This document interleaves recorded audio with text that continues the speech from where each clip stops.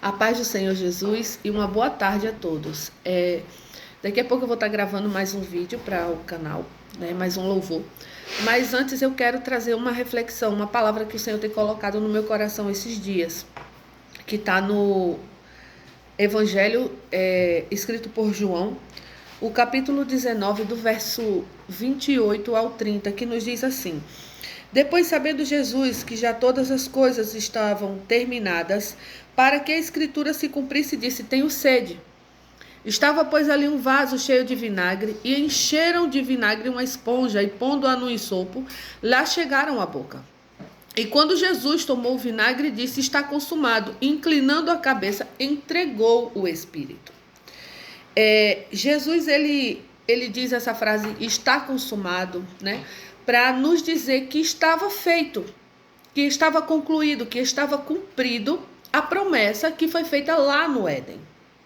Para que nasceria né, da semente da mulher, que esmagaria a cabeça da serpente. Era isso que Jesus estava dizendo ali naquele momento. Se cumpriu a profecia, se cumpriu a promessa. Está feito, está concluído, né? Mas os discípulos não entenderam assim. Os seguidores de Jesus não entenderam dessa forma. Os seguidores de Jesus entenderam o seguinte: acabou tudo. A nossa esperança, as nossas expectativas, tudo que a gente acreditou até agora, acabou, se findou, não tem mais jeito, não tem mais solução. A nossa esperança acabou de morrer. A nossa esperança foi aniquilada, foi destruída. E a tristeza tomou conta deles. A dor de tudo aquilo ali deixou eles sem discernimento. Eles não se lembraram que Jesus falou a respeito da ressurreição. Eles não se lembraram que Jesus falou que era necessário que tudo aquilo acontecesse. Eles não se lembraram das profecias feitas pelos profetas, né? Eles não se lembraram de nada disso. Eles ficaram cegos e ficaram sem entendimento diante da dor que estavam sentindo por causa da morte de Jesus. E agora, esses discípulos, eles vão fazer o quê? Eles vão se esconder por medo, porque agora eles não têm mais direção, eles não sabem mais para onde ir. Eles tinham um planejamento, e o planejamento era o quê? Jesus é o Filho de Deus, Jesus é aquele que veio para nos libertar, Jesus veio para assumir o seu lugar como rei. E a partir daí a nossa vida vai mudar, tudo vai ser diferente. Esse era o entendimento deles. Mas a partir do momento que eles veem Jesus morrendo naquela cruz do Calvário, para eles acabou. Todo o plano que eles tinham feito foi aniquilado. Então agora, o que eles tinham a fazer? O que eles poderiam fazer novamente? Aí Pedro chega e diz: vamos pescar. Se esquecendo de quando lá em Lucas, no capítulo 5, eles foram pescar e eles não pegaram peixe. E Jesus chega e diz: lança-te ao mar. E ele diz: porque o Senhor está dizendo, eu vou. E quando eles fazem aquela pesca maravilhosa, e eles voltam, Jesus diz: olha, agora vocês são pescadores de homens. E eles esquecem disso também. A dor faz eles esquecerem disso. E aí, nós vemos que quando Jesus ressuscita, mesmo havendo o relato, né, de os discípulos dizendo que foram ao sepulcro e não acharam o corpo, mesmo as mulheres relatando o que viram, o coração deles ainda não consegue acreditar. O coração deles ainda não consegue entender o que está acontecendo. Aí a gente vê lá no capítulo 24 de Lucas, né, que fala sobre o caminho de Emaús, nós vemos dois discípulos conversando. Jesus chega perto. A Bíblia diz que não o puderam reconhecer naquele momento, porque a aparência de Jesus era diferente. E quando eles são perguntados por Jesus o que está acontecendo, eles começam a contar os últimos eventos que houve na cidade sobre a crucificação. E eles dizem assim, olha, Lucas capítulo 24 e o 21. E nós esperávamos que fosse ele o que remisse Israel. Mas agora, com tudo isso, é já hoje o terceiro dia desde que essas coisas aconteceram. É verdade que também algumas mulheres dentre nós nos maravilharam, as quais de madrugada foram ao sepulcro. E não achando o seu corpo, voltaram, dizendo que também tinham visto uma visão de anjos que dizem que ele vive. E alguns dos que estavam conosco foram ao sepulcro e acharam ser assim como as mulheres haviam dito. Porém não o viram. E ele lhe disse, ó nécios e tardos de coração, para crer tudo o que os profetas disseram. Porventura não convinha que o Cristo padecesse essas coisas e entrasse na sua glória? Jesus agora começa a trazer à memória deles tudo que veio desde Moisés, né? E falou sobre as promessas, falou sobre as coisas que tinham que acontecer. E Jesus fala sobre a incredulidade deles. E somente quando Jesus se ausenta é que eles param para pensar sobre como ardia os seus corações, quando Jesus falava com eles. E mesmo assim, eles ainda não conseguiam crer totalmente no que estava acontecendo. Sabe por quê? Porque tem coisas que são tão absurdas aos nossos olhos, são tão impossíveis, são coisas que você não consegue alcançar com a mente humana. Por isso que a Bíblia fala sobre a fé, sobre ter fé. Porque a fé é o que nos possibilita ver as coisas que ainda não existem. Eles estavam presos ao que os olhos deles estavam enxergando. E quantas vezes na nossa vida nós também não estamos dessa maneira? Nós ouvimos as promessas, nós acreditamos nas promessas. Só que a gente faz um plano mediante isso tudo. A gente planeja, a gente calcula, a gente organiza do nosso modo, né? Do modo que nós achamos que vai acontecer. E quando o trajeto começa a ficar diferente e não acontece do modo que o nosso plano ali determinou, nós começamos a ficar incrédulos. Foi isso que aconteceu com os discípulos naquele momento. Eles estavam incrédulos diante dos acontecimentos.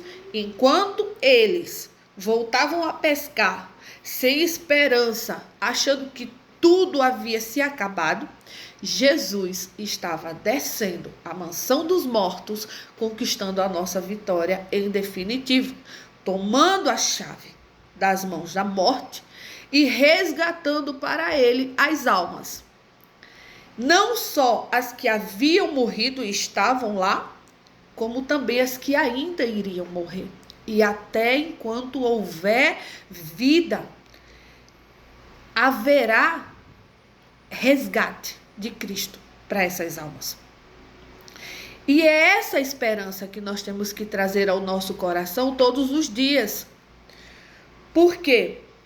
Porque se nós não buscarmos isso, se nós não buscarmos entender o que Deus ele quer conosco verdadeiramente, nós não vamos conseguir alcançar as promessas, nós não vamos conseguir chegar até o fim. Tá bom, mas o que Deus quer de mim? Qual é o propósito que ele tem comigo? Qual é o propósito que ele tinha com os discípulos naquela época? É óbvio e claro. Ele diz, primeiro lá em Gênesis, que ele vai criar o homem, e ele faz isso segundo a sua imagem e a sua semelhança. Ou seja, ele quer alguém na terra para refletir ele, porque ele está no céu. Ele está lá. A Bíblia diz que ele é espírito. Então ele precisa de alguém que tenha as características dele na terra para ele ser refletido. E aí ele cria o homem, a sua imagem e a sua semelhança, para que o homem reflita ele. E aí o homem vai se perdendo durante o caminho, né? Durante os anos, o homem vai ficando cada vez menos parecido com Deus. E aí vem Jesus para resgatar isso. Jesus vem para refletir a Deus. Eu acho lindo quando Filipe diz assim, mostra-nos o Pai. Aí Jesus diz, eu estou com vocês há tanto tempo e vocês não entendem? E olha aqui, o Pai está em mim. O que Jesus está dizendo? Eu sou a imagem do Pai. Assim como vocês têm que ser. Vocês precisam refletir o Pai. Quando Pedro e João, eles estão chegando no templo, que eles veem um paralítico, e o paralítico pede uma esmola, eles dizem, olha, a gente não tem.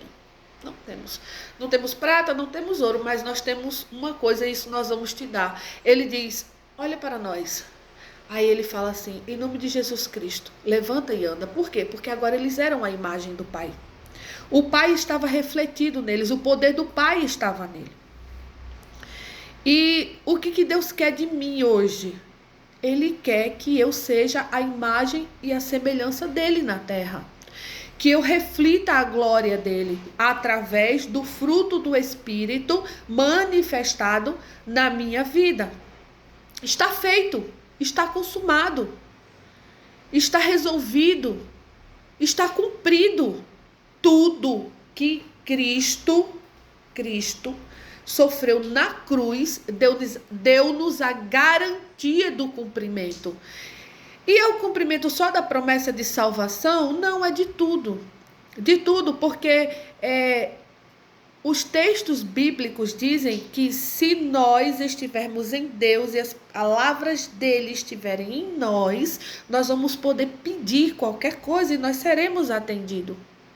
Ele também diz que ele alimenta os passarinhos e ele veste os lírios dos campos. E nós somos mais amados do que os lírios dos campos e do que os passarinhos. Então, isso quer dizer que ele cuida de nós nos mínimos detalhes. Ele tem nos dado tudo o que nós precisamos e muito mais além. A questão é que nós somos desesperados pelo que vemos. Nós não andamos por fé, como deveria ser, nós andamos por vista. A partir do momento que os nossos olhos começam a ver as coisas acontecendo de forma contrária ao nosso planejamento, ainda que não esteja contrário ao planejamento de Deus, nós simplesmente nos desesperamos. E a partir disso, todo o resto começa a desabar. Mas se nós pararmos para analisar as promessas do Senhor, se nós pararmos para analisar que Ele faz coisas das quais nós não entendemos no momento, muitas vezes, mas que nós só vamos entender depois, ou seja, como a palavra diz, traz à tua memória somente aquilo que pode te dar esperança. Se nós fizermos isso todos os dias da nossa vida, nós pararmos para refletir um pouquinho sobre esta palavra, nós vamos ganhar força. Ela é o nosso alimento. Ela é o que nos deixa satisfeito. Porque quando tudo parece perdido, você chega aqui e você entende que nada acabou, mas que tudo já está feito. Tudo já está realizado. Tudo já foi cumprido aqui. Não há nada oculto àquele que tem a mente de Cristo. Então, que nós possamos nos reanimar, que nós possamos reviver. Após Jesus se revelar aos seus discípulos, eles começam agora a ter um novo entendimento. Finalmente, eles conseguem compreender tudo o que Jesus havia dito. E agora eles não têm medo da morte. Agora eles não têm mais medo de calúnia, de açoites, de pedrada. Eles não temem mais nada. Por quê? Porque eles entenderam que tudo já estava feito. E agora era só uma questão de tempo para que os nossos olhos possam ver aquilo que já está feito. Porque Apocalipse capítulo 13 e o versículo 8 fala que este cordeiro, ou seja, Jesus Cristo, ele já havia sido morto desde a fundação do mundo. Como assim havia sido morto desde a fundação do mundo? A partir do momento que Deus ele faz a promessa, já está cumprido. Está cumprido porque Deus ele é eterno. Deus, ele está na eternidade, ele não vive num tempo como nós. Agora, existe um tempo que nós precisamos esperar para os nossos olhos enxergarem aquilo que já existe pela fé. Que Deus possa continuar abençoando cada um de vocês. Eu vou procurar trazer sempre uma reflexão daquilo que Deus tem colocado no meu coração. Eu preciso fazer isso porque eu preciso me alimentar disso e eu preciso trazer essa esperança para a minha vida. Que Deus abençoe a todos. Fiquem na paz.